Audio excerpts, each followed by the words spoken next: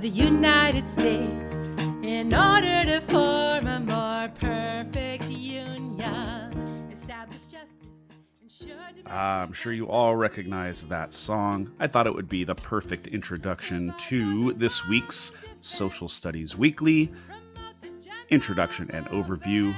This is Mr. Gabin, and I am going to be going over the articles and ideas for week 29, which is titled Fundamental Principles.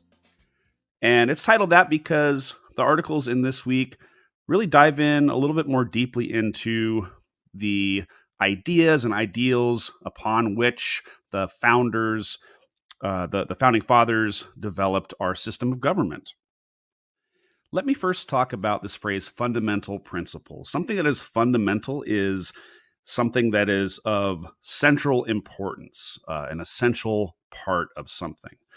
And a principle is a foundation of belief, or a foundation for a system of beliefs or behaviors. So again, this phrase fundamental principles describes these big ideas, these big ideals and beliefs.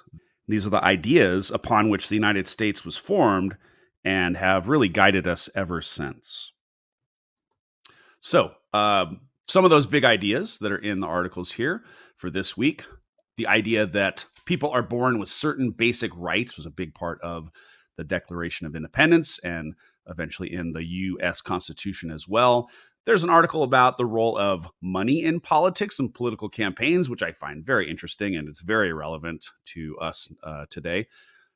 We will dig in deeper to the three branches of government. This was covered in the last issue, or actually a few issues ago. We did end up skipping a couple, and I'll talk about that in just a second.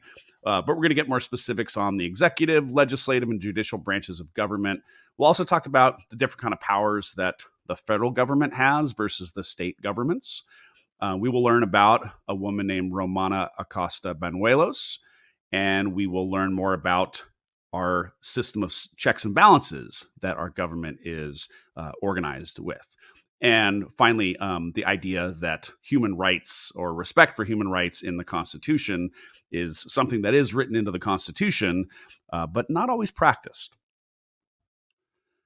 All right, so these are the article titles that we're going to be reading this week. I'll let you read over those yourselves.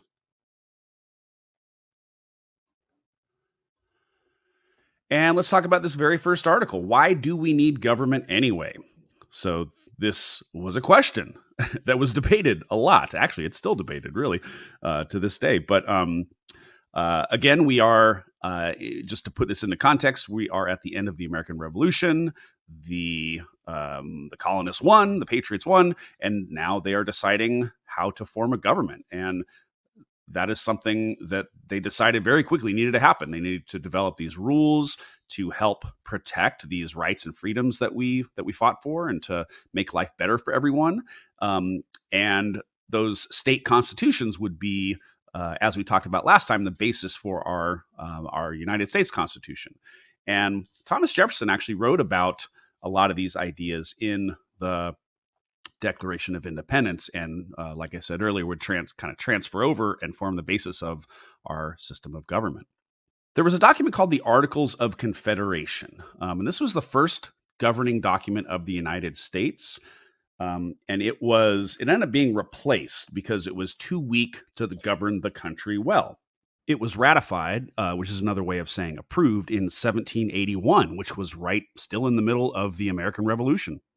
And it's a document that set up a Congress that could declare war and pass laws, and each state got just one vote. 9 of the 13 states had to approve laws, or they didn't become laws at all. But what ended up happening is the national government was very weak, didn't have a lot of power. There was no president to lead the country, and no court system to settle arguments. And this document was used until 1789, so just under a decade before the country realized that this wasn't going to work. We needed a stronger document. And so that is where the U.S. Constitution came into play and started to be developed. The Constitution created 3 branches of government, and it listed the responsibilities and powers of each branch of government, which is something that we will get into in a little while. This next article is all about money in politics, And it talks about the ideas that when candidates are running for political office, they spend a lot of money, like in the millions of dollars, on their campaigns. And there is certainly a debate as to whether this is okay, whether this should continue, or at least what kind of limitations might be placed on money spent in politics, who can donate, how much they can donate. There is a pretty well-known Supreme Court case that is just about 10 years old, and it's commonly known as Citizens United. And this ruling said that corporations and unions can basically donate as much money as they would like to any political campaign. And this is a pretty controversial idea because it essentially equates a corporation with a person. And a corporation can bring a lot more money to bear in their political donations than individuals usually. And so basically these groups can spend a lot of money. They can support a candidate they like. They can criticize and point out problems with candidates they don't like. And this is a pretty big debate in politics today. Those who agree think it's good to have fewer rules and less government involved in making rules for campaigns.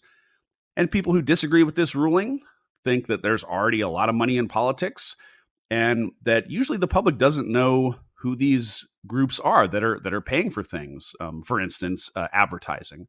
And they're concerned that these groups might not be always honest about what they want the candidates to do if they're elected.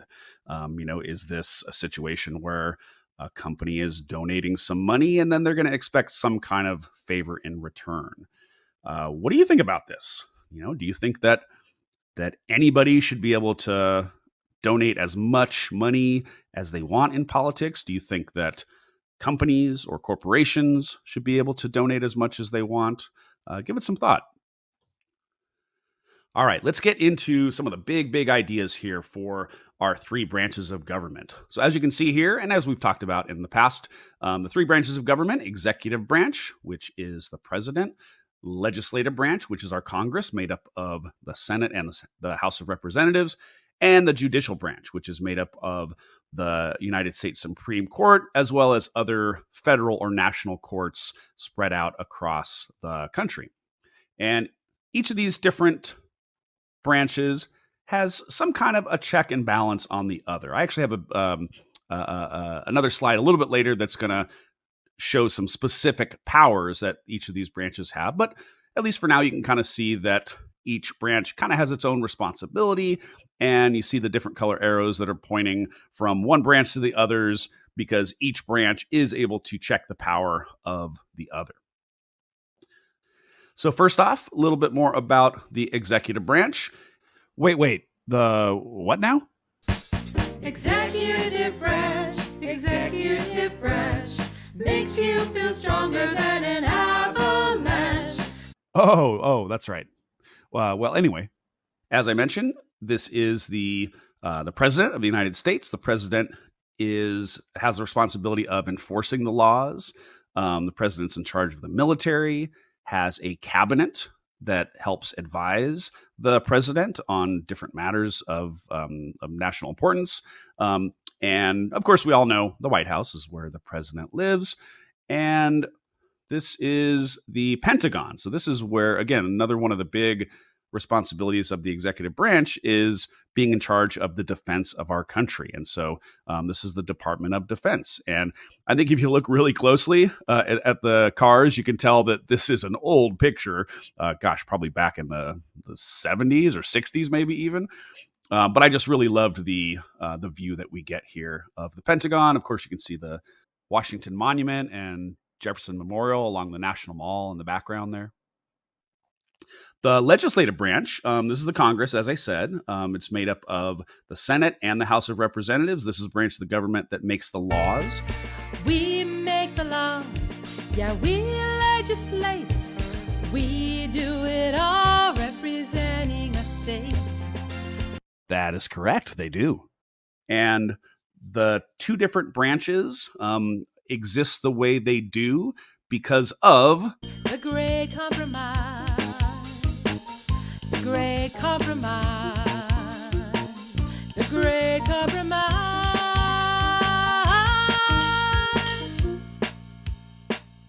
bet you guys remember that. And so this is where they decided that the Senate would be given equal representation from every state. Every state would have 2 senators. And then the House of Representatives would be more based on population. And so here's the United States Capitol building, where the Congress convenes. And finally, let's talk a little bit about the judicial branch. So judicial branch is made up, like I said, of the United States Supreme Court, as well as lots of what are called appellate courts that are spread throughout the nation. So even though they might be located in a state, they are still considered a national court. There are 9 Supreme Court justices, and these justices serve for life. They are responsible for interpreting the laws that are passed by Congress and approved by the president. And they basically say whether or not these laws follow the Constitution. And they try to make sure that the rights of all citizens are protected. This is the Supreme Court building. And these are our current 9 Supreme Court justices. Oh, and you'll remember this being referred to in song as Judicial review. The court now had power to toss a law or 2. And lastly, for this article, I want to share some different kind of charts that show the different responsibilities for these different branches of government. They're all pretty good. I liked them because they all were slightly different. And you're welcome to, and I encourage you to go through the accompanying slideshow, the PDF slideshow document that I'm sending as well. And especially, where's the one I really like? Actually, I really like this one here. But this one here, gosh, this one's fantastic. This is from Scholastic, and it really, really goes into a lot of helpful details about the different branches of government and what their roles and responsibilities are. So I encourage you to, you could either pause it here or you can go back to that slideshow document and really dig into the details here. All right. So the last part of this article here is about the different responsibilities of the federal and state governments. And this is actually, before I really get into this, there's a part in our Constitution. It's actually the 10th Amendment of the Bill of Rights. And it says that the powers not delegated to the United States, which means the federal government, by the Constitution, nor prohibited by it to the states, are reserved to the states respectively or to the people. So the idea here is basically, if the Constitution doesn't say that it is a power for the federal government, then it's automatically a power that the state governments hold. And again, you can see on the slide here that there are some powers that are very specific to the federal government, like being able to declare war and print money and build up the military and make laws to enforce the Constitution. And then with regards to state governments, they have their own specific roles and responsibilities and powers, including creating local governments, like governments that are for cities and counties. They issue different kind of licenses and hold elections. If there is an amendment to the U.S. Constitution that is being proposed, the states get to have a role in that as well. They get to ratify or approve these amendments. And then there's some responsibilities and powers that both the federal government and state government has. And you can see those over on the right-hand side. And finally, this is actually the last section of this article here. And it basically talks about how, as United States citizens, we have all of these rights and privileges. And along with those rights come responsibilities. So as U.S. citizens, there are certain things that we should be doing to, earn those rights and privileges. In this article, you will read about a woman named Romana Acosta Banuelos, and she is famous for being the first Mexican-American to serve as the United States Treasurer. And this was under President Richard Nixon back in the 1970s. She, as you can see, was born in the United States. She was deported to Mexico, but then moved back to the United States and saved her money and worked hard and eventually bought a factory to make tortillas and other Mexican food products. And by the way, that's not a misspelling of her name there. She made that change specifically to Ramona, not Romana. And she also helped to create something called the Pan American National Bank. And this helped Hispanic people get loans to start businesses and help the community. So she has a lot of importance as someone who fought for the rights of Mexican Americans in the United States. And I actually found out as I was reading this, I was doing a little bit of research into her, and she actually just passed away just a couple of years ago. Here she is at the age of 92. And she just passed away a couple of years ago. And that's actually one of the things I love about studying history is even now, there's so many things that I don't know about history and things that I learn every time I read an article in a newspaper or in one of these Social Studies Weekly issues. This next article is called, "What is the System of Checks and Balances?" And you see this very cool picture over here on the right-hand side. The three-headed eagle, this picture here that shows the executive, legislative, and judicial branches. This is often used as a symbol for our system of government. And the idea being that these three branches of government are set up so that their powers would be balanced and each could check the power of the other branch. And so no one branch of government would end up becoming too powerful and taking control of the country. And as I mentioned earlier, this is just kind of a different diagram that shows specific things, specific powers that each of these branches of government can do in order to check the power of the other. So as you can see, the judicial branch, which are those scales of justice right on the bottom there, you see that they can declare presidential acts or laws that Congress passed unconstitutional. The president is able to nominate judges to serve on federal courts and can also veto legislation that has been passed by Congress. And then as far as Congress goes, they can impeach a president if they think that that president deserves it, or same thing with judges. And really, this diagram just shows a nice visual of those checks and balances that the branches have on one another. And lastly, this article, "Respect for Human Rights." We hold these truths to be self-evident, that all men are created equal,